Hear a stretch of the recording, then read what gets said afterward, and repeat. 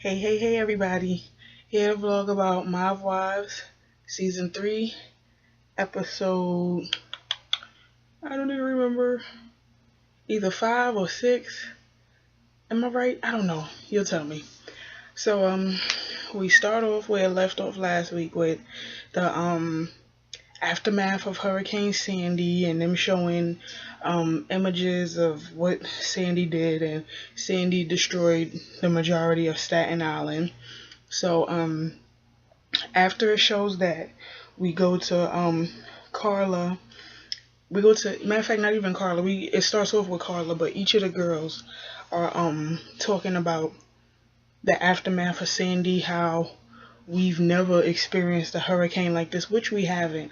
And it's funny because the year before Sandy, we had Irene, and everybody thought Irene was going to be this big, crazy hurricane. And all Hurricane Irene did was like knock down some trees and branches here and there. But Sandy destroyed homes. Sandy destroyed homes, left cars floating down the street. Um, Flung boats onto blocks and whatnot, just all kinds of craziness.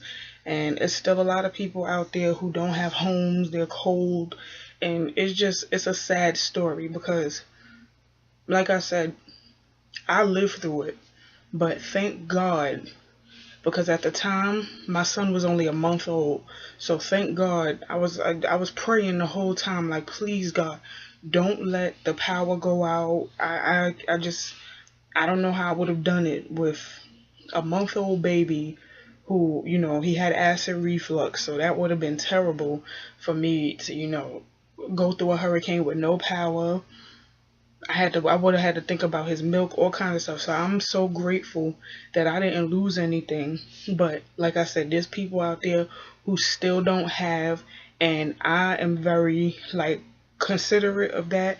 So that's why I've been donating to wherever I can donate. I'm donating because I always try to put myself in the place of others, like, and it just makes you more grateful. If you don't help out, if you don't donate, if you don't try to be, you know, like, just step outside of yourself for a second and look at the bigger picture, then you are a heartless person. And I can't be heartless when, there's people out there that need help. So any way I could donate and help, that's what I've been doing. So, everybody's talking about Sandy and everybody's trying to gather around to donate what they can, help with what they can. From what it looked like, none of the girls lost anything in their houses. Like, Drita's house was fine, Carla's house was fine, Big Angie's house was fine.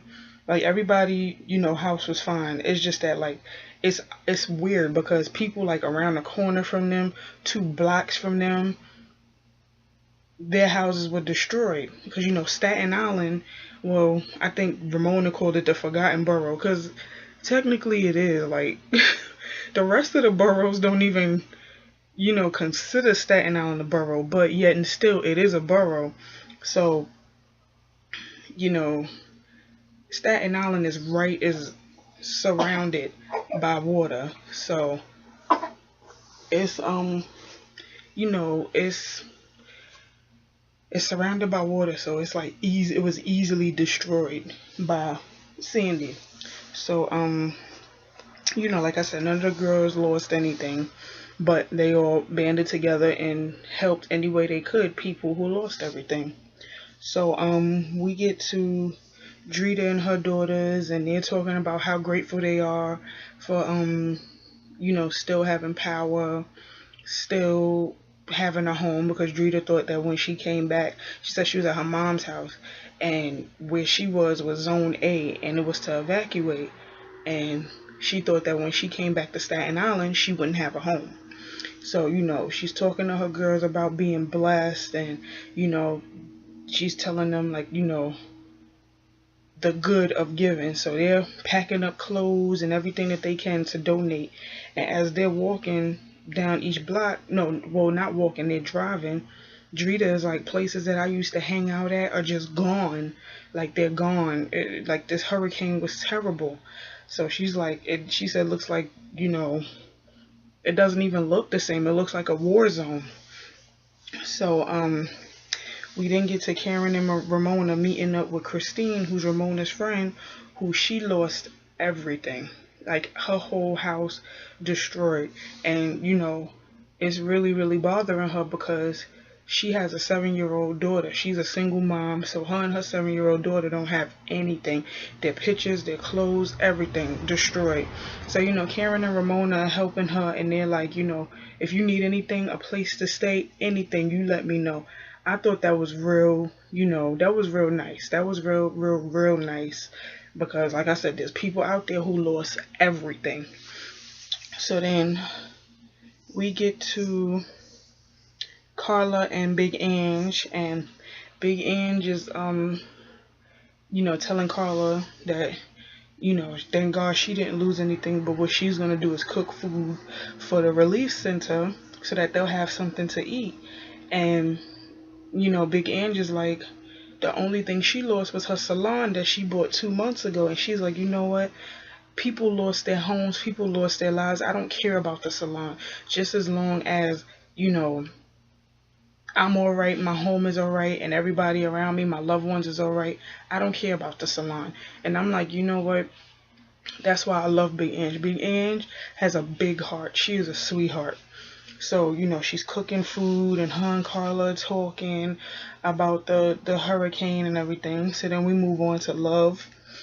And she went to go meet up with her friend. Love said the only thing that happened to her, I think her basement flooded. And also her car was floating down the street. So, she was helping out. I think she was helping out with a friend. I think her friend lost stuff. So, the girls are just helping out any way they can. Like, they're being real, just kind-hearted and sweet. So we get to Renee and Ramona on the phone. Ramona is in the supermarket and Renee is in Miami. Is it Miami? Yeah, she's in Miami. Still, in her last days of rehab. So Ramona is telling her everything that happened. And, Renee is like, thank God. God pulls me out of certain situations for a reason. Because, if I was in Staten Island right now, I would be freaking out. Because this is scary. Ramona is like, New York has never seen anything like this. So they're just talking about the casualties and everything that happened. So Karen and Ramona are, still helping out their friend. And they're, still handing out donations and telling the friend that, she needs help. So Big Ange and, was it Big Ange? And Big Ange is on the phone with Renee. And Big Ange is, still cooking. And she's telling Renee, I'm going to give them food. I'm going to take food to the relief center. And I'm going to give them food. I'm going to make sure it's extra hot so that they'll have a fresh home-cooked meal. And, Renee is like, God bless you. You are an angel or whatever. So Big Ange just, She cooked her food. She got her husband to come and help her. They took the food to the relief center. And when they went to the relief center and they showed the kids, I'm on the verge of crying right now because that is just so sad. It's really sad. But you know what? It happens, and all we can do is rebuild and be stronger than ever, because that's what New Yorkers do. We survive anything. Believe that. So, Big Ange is there with the kids, laughing with them, crying with them.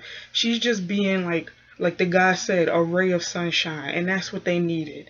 That's what they needed, comfort and knowing that everything is going to be okay. And that's what Big Ange brought. And I love Big Ange. She is... So then we take the attention off of Hurricane Sandy and go to Drita telling her daughter Aaliyah, okay, well, your father's coming home soon, so what you got to do from this day forth is keep your room clean, because your father has crazy OCD and blah, blah, blah. And Aaliyah is sitting there like, really? Like, I have to keep everything clean? I have to do this? I have to do that? And, Drita was basically like, your father is OCD psycho. And I'm like, wow. So then we go to Love walking her dog, and her ex-boyfriend Joey calls her on the phone. Now, mind you, this is the same dude she stabbed in front of his mother. And when Love was talking, you can tell that girl has a disaster love life. Cause she said a typical girl has exes who are a butcher, a baker, and a candlestick maker. Her, on the other hand, she got the robber, the car thief, attempted murderer, and then she laughed about it. I'm like, your love life is not healthy, sweetie. That's scary. So she's on the phone with him, and he's basically saying that he wants to get back with her and how he still loves her and whatnot. And she's basically like, I don't know what it is about these men. I stab them up, I shoot them up, I do this, and they keep coming back to me. I'm like, that's fucking scary. But okay, and I'm like, that's okay, like, for you to just stab them up and all of that, like it's all good. Okay, I guess. And I'm like, if she doesn't get back with Joey, how are you gonna explain? Let's say if you go on a date with a new dude, how are you gonna explain to him, oh, I shot my ex, I stabbed my ex in front of his mom. Yeah, but what do you do for fun? That's scary. That would scare a dude off. So Love is just crazy. That child is psycho. So then we go to Renee, and because she's in Miami, or because she's in Florida, same thing. She's like feeling a bit of anxiety because she's not home when she needs to be, and she's admitting that she wants to relapse. And the therapist is basically telling her, at least you have a problem.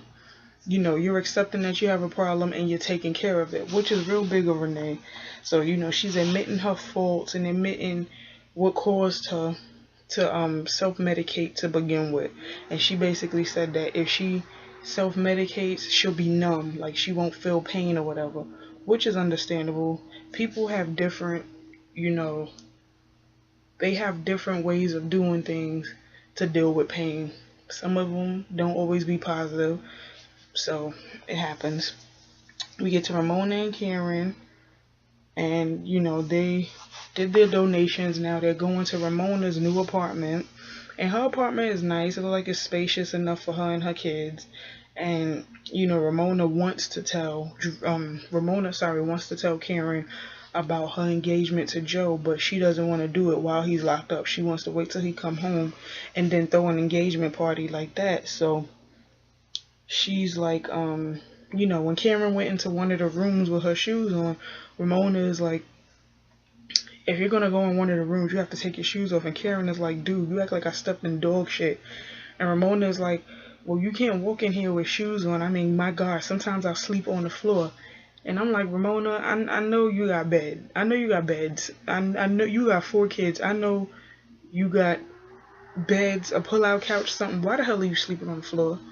But anyway, so then we go to Drita and Love meeting up, and they're talking, and Drita is like, oh my God, your boobs are ginormous, and Love is like, yeah, I went to take my bra off the other night and my brass knuckles fell out. Okay, I'm top heavy, and small stuff I don't be feeling in my bra. But brass knuckles, bitch, I would remember brass knuckles being in my bra. You gotta be shitting me. Love is psycho. Oh my God. So then they go into, she's talking to Drita about Joey and how he wants to get back with her. And then she tells Drita, yeah, Joey and Lee know each other. They have a history.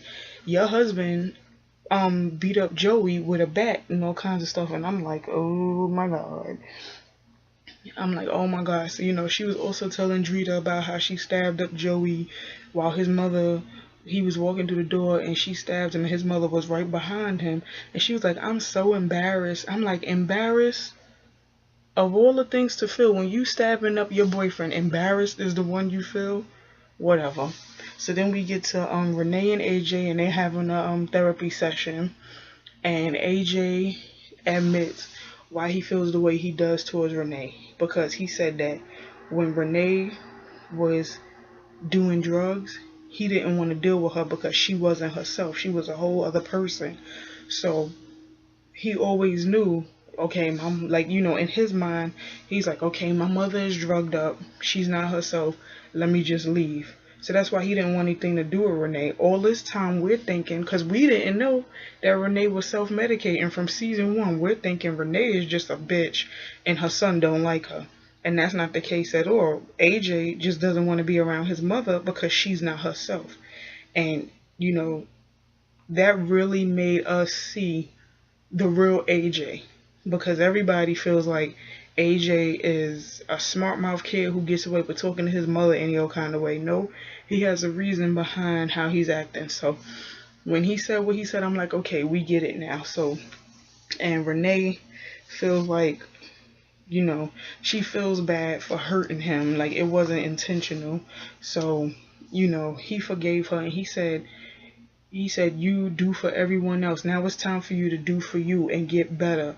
So that was a real touching scene. Like, I'm glad he forgave her. And I hope from that day forth they took it and they, continued the path, like the road to recovery. So then we get to Big Ange, and she got Bronx Boys with truckloads of donations that she wanted them to bring to the bar.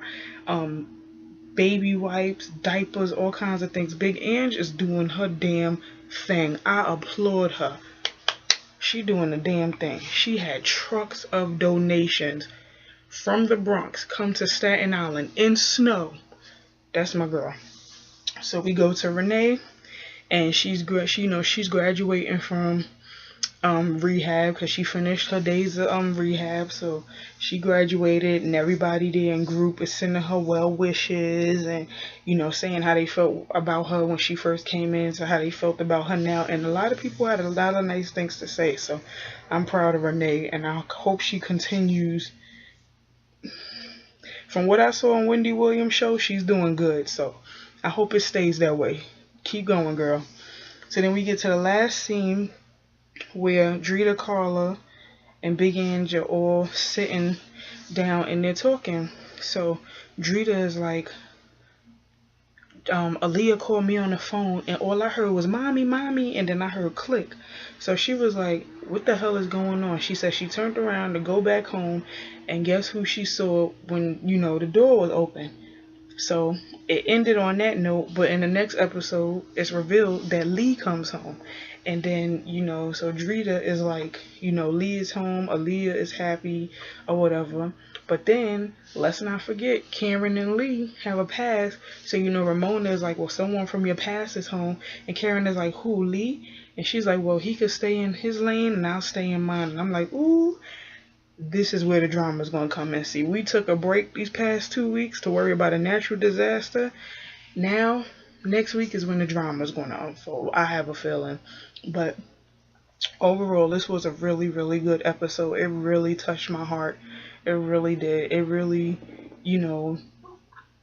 it made me see that, these girls are like more than just drama and arguing and fighting and being tough girls. Like, they have hearts. So kudos to them for doing this. And I really hope that Staten Island, Jersey, all parts of New York, we're going to recover. We're going to recover. The East Coast can make it through anything. Believe that and keep that in mind. So, see you guys next vlog. Thank you for watching. Peace.